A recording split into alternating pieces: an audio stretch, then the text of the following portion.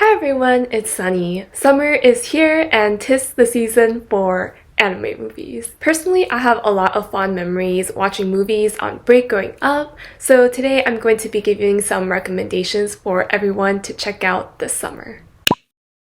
The first movie I want to talk about is Redline. Redline was produced by Madhouse Studio and premiered in 2009. The story is set in a futuristic universe where there is an exhilarating race called Redline held every 5 years. It is the universe's most anticipated competition where there are no rules and racers are pushed to their limits. We follow the main character JP navigate this competition against other highly skilled racers while uncovering dark secrets surrounding the race's organizers, including the military and criminals looking to turn the race to their advantage. And JP prepares for Redline, aiming to take first place in the biggest race of his life. Redline is a very exciting science fiction action film filled with amazing animation, quirky character and creative mechanical designs, and very chaotic but smooth visuals. There is so much thought put into every scene, every frame, even when they aren't actually racing. Just the angles of the camera shots, the movement of each creature, the sound effects, the color grading, and the technology, everything is extremely detailed and just assaults your senses. And it gives off the atmosphere like you're watching a film that's been adapted from a comic from the 70s or 80s. The plot is fairly straightforward, so if you're looking for something to get the adrenaline pumping, then Redline is it. Next is Paprika, directed by the legendary Satoshi Kon. The film is centered around a device called the DC Mini, which has the power to allow therapists to delve into their patients' dreams. When the DC Mini is stolen, dreams and reality begin to converge, leading to chaotic consequences in Tokyo. Dr. Atsuko Chiba, who has been developing this technology with her coworker, transforms into the mysterious and playful Paprika in the dream world, teaming up with Officer Konakawa to unravel this mystery and confront the party responsible for manipulating people's dreams. Paprika's visuals are mind-bending, the animation is surreal, the narrative complex, and it raises questions about identity, consciousness, and the power of dreams. There are plenty of scenes with many layers of meaning and symbolism. Paprika was released in 2006 before the 2010 Christopher Nolan film Inception, and you'll see similarities, plot and character-wise, as well as certain scenes like the hallway imagery and the dream elevator. If you are interested in surrealistic thrillers with an exploration into the human psyche, I would definitely suggest checking out Paprika. Next up is Tekkon Kinkreet. The title is based on a child's mispronunciation of Tekkin concrete, which means steel reinforced concrete. The story takes place in the fictional Treasure Town and follows two street urchins, the tough and protective Black and the imaginative and innocent White. As the Yakuza attempt to take over Treasure Town, Black and White navigate the gritty underworld of their city, confronting gangs, corporate developers, and their own pasts and presents. Tekkon Kinkreet is a very visually striking and imaginative film with a vivid color palette. It's action-packed, full of childlike wonder, but also filled with introspective, poignant reflections as the boys struggle to face reality and try to maintain their humanity in the face of adversity in the harsh world. This movie was released in 2006, animated by Studio 4C, and is actually directed by an American director, Michael Arias. And Treasure Town's design was inspired by Showa-era Tokyo, Hong Kong, Shanghai, Colombo, evoking a dated kind of pan-Asian feel that is at once chaotic, troubled, and also vibrant. As the boys jump through the town, defying the laws of physics, it feels like anything that happens in your imagination can come true. The amazing direction of this film and the cityscape really brings the story to life. Taekon Kinkri is very experimental and artistic and is one of my personal favorites. The next recommendation is Children of the Sea, released in 2019 and directed by Ayumu Watanabe, with a great soundtrack that includes a theme from Kenshi Yonezu and scores by Joe Hisaishi. We follow Ruka, a troubled young girl who meets a mysterious pair of brothers named Umi and Sora, who were raised by dugongs and possess these supernatural abilities. The three children share a connection to a series of cosmic phenomena that have been affecting the world's marine life. And they delve into the ocean's mysteries, its influence on the world, and connection to the cycle of life on Earth. This film is so stunning. On one spectrum, it's filled with visuals of beautiful underwater sea life that really captures the imagination and makes you want to swim with whales. On the other spectrum, it incorporates aspects of body horror and eerie designs of sea creatures that gives this film a haunting and unsettling atmosphere. Children of the Sea is based on a manga by Daisuke Igarashi, which goes much deeper into the details of the story. The art and story are really beautiful, and I definitely recommend reading the manga if you are interested in checking out more. The film is much faster paced and cuts out a lot of detail, but it's able to encapsulate the overall themes of the story in the limited time frame for the movie. The narrative is quite philosophical and contemplates themes of nature, identity, and the interconnectedness of beings. I will say, if you take everything at face value and you need clear-cut answers to everything, this may be confusing. But if you open your mind a little bit, the overall message that the movie is conveying is not too complicated, and there are a lot of things that are up for interpretation, which makes the story so thought-provoking. It may not be to everyone's tastes, but the visuals and the feeling that I get when I experience the story is something that I can't forget. My fifth recommendation is Wolf Children. The story follows a young woman in Tokyo named Hana who falls in love with a werewolf. Together, they have two children, Ame and Yuki, who also inherit their father's ability to transform into wolves. As the children grow up, they face challenges balancing their human and wolf identities.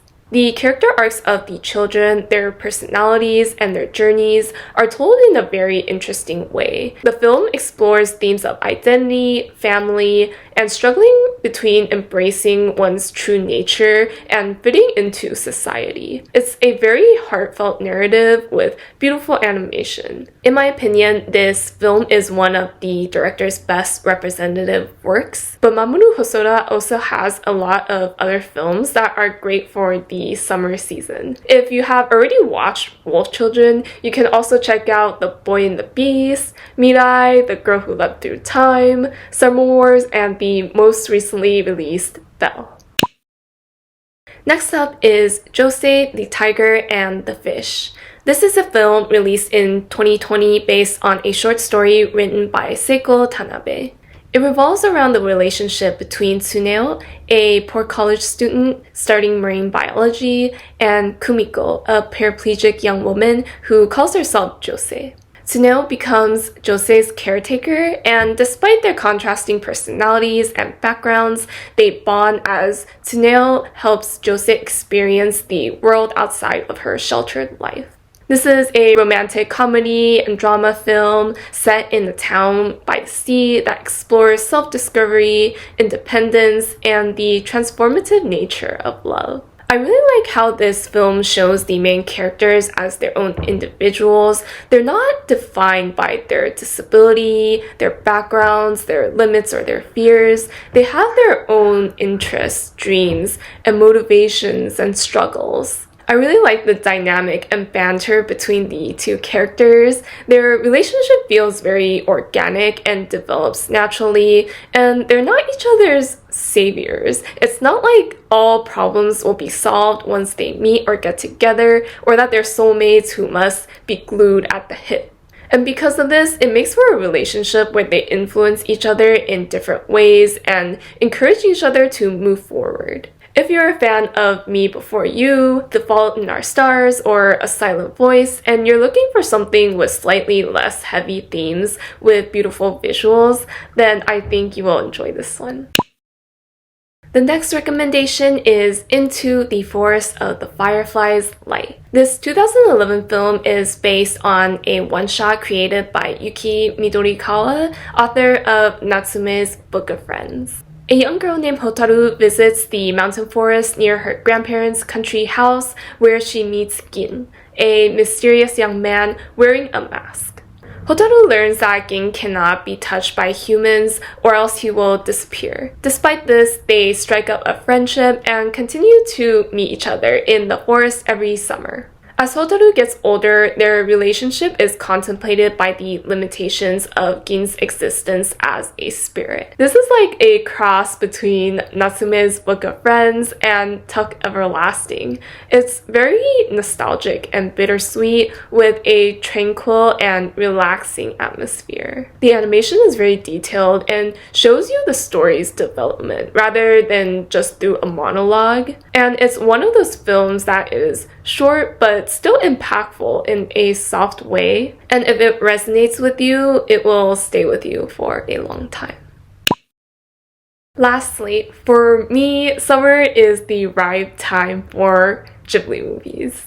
When I was young, there would be summer Ghibli movie marathons playing on TV, so I can't really separate the two. There are many great Ghibli films for the summer, including My Neighbor Totoro, Spirited Away, Ponyo, but the one that I want to recommend today is Whispers of the Heart. The Japanese title for this film translates to If You Listen Closely. This is a 1995 coming-of-age film directed by Yoshifumi Kondo and written by Miyazaki, based on the manga by Ari Hiragi. It follows 14-year-old Shizuku, a young girl with a love for reading and writing. One day, she discovers that the library books that she borrows have been previously read by a boy named Seiji. Shizuku happens upon an antique shop and realizes that it's owned by Seiji's grandfather.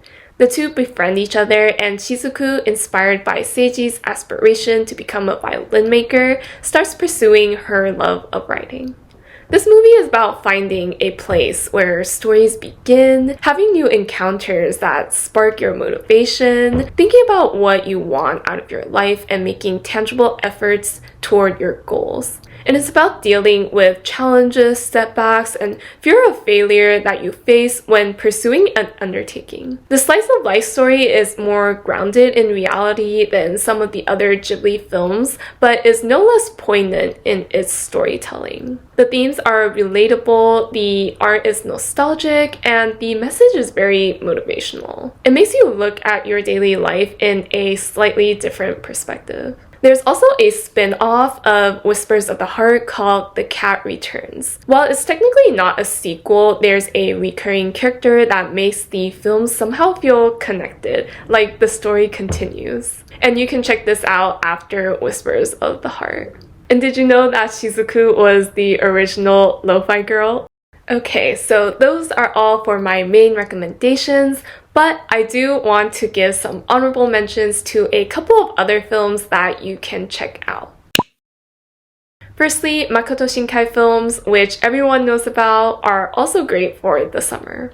I have watched almost all of his films, but I find them a little bit difficult to resonate with, and that's just a matter of personal preference. The visuals are amazing, but I tend to enjoy character-driven stories or strong narratives. The characters in his films are often not as memorable to me, and something about the execution of the plots, while interesting, are not always well-paced or resolved. But for those who enjoy beautiful visuals and animation, I would definitely recommend Your Name and the more recently released Suzume. Next, I like to recommend some films that are standalone but are built off of existing franchises. Even though these movies are based off of an anime series, you can watch them by themselves without having watched the actual series. Firstly, the Detective Conan movies. I particularly like movies number 3, 4, 5, 6, 11, 14, and 15. But honestly, you can skip around and just watch every single one of them. There are currently 27 films and they're released annually. Second, My Hero Academia movies. There's 3 out currently with a 4th slated for this summer, and they give off the exciting shonen summer vibes. Lastly, the first Slam Dunk. Okay, so I haven't watched this one yet, but the Blu-ray version is being released in North America on June 25th, 2024, and I've heard really great things about it. The original series is amazing, and the trailer animation looks so interesting. So I'll just pre-recommend it. So that's all for my recs. I tried to pick a variety with different genres, so hopefully there was something in there that you haven't watched before or something that sparked your interest. Any film that I mentioned in this video today is definitely worth a watch, so hope these movies get your blood pumping or cool you down, make you smile or make you cry. Let us know in the comments below if you have any other suggestions or anime movies for everyone to check out this summer. Thank you so much for watching. Bye!